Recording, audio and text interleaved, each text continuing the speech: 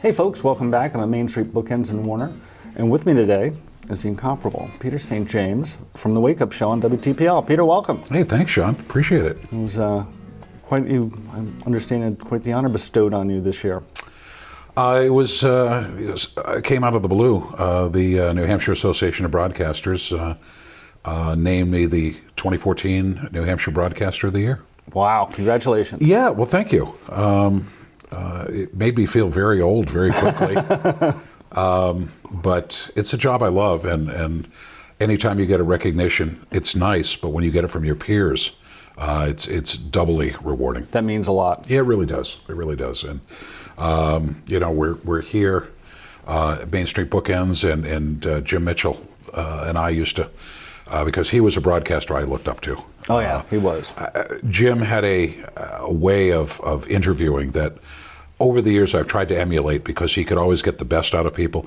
I don't think I've ever come close to where Jim was, but seems somehow fitting that I'm back where Jim was, because he was a good friend. Oh, Jim was a great guy. Yeah.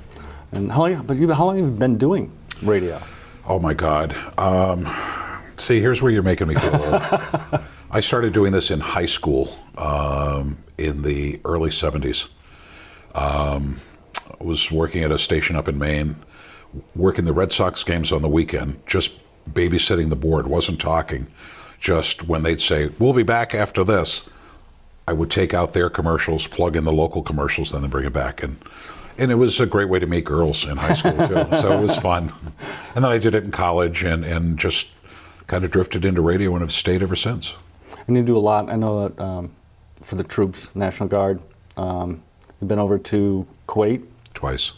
Kuwait once, and El Salvador last year on a humanitarian mission. And it is my understanding that elements of the 197th 3rd Battalion will be deploying to the United Arab Emirates coming up next year. So if they go back, I will ask if I can embed with them and go to the UAE, because I found that it's really important that while they're overseas, to have that local connection, that the New Hampshire folks came to them.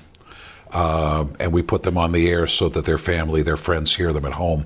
It's really important to them, and it's important to the families too.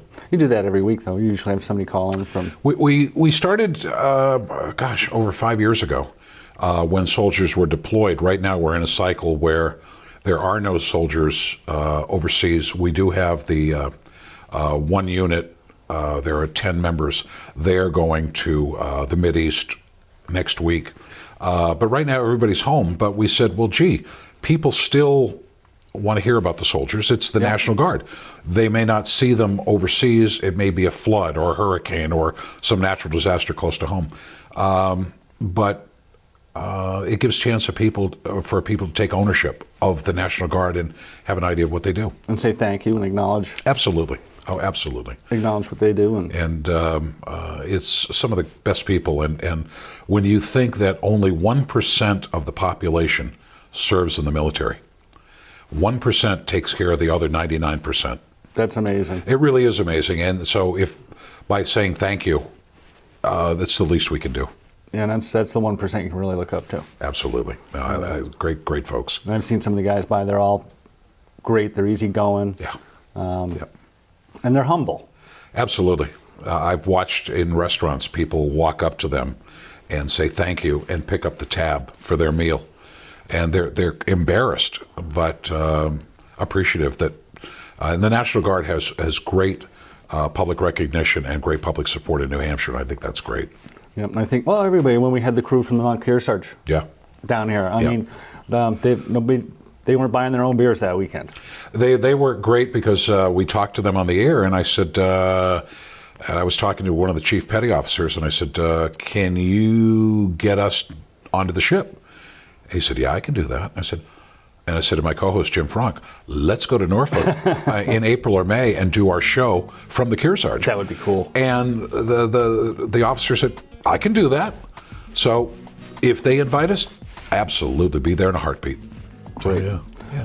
Peter, thank you so much. My pleasure. Thank you. Thanks for what you do for the troops. And Peter St. James, 1077 The Pulse, 6 to 9 in the morning, weekdays. Give them a listen. Once again, something wonderful is happening in Warner. Back to you.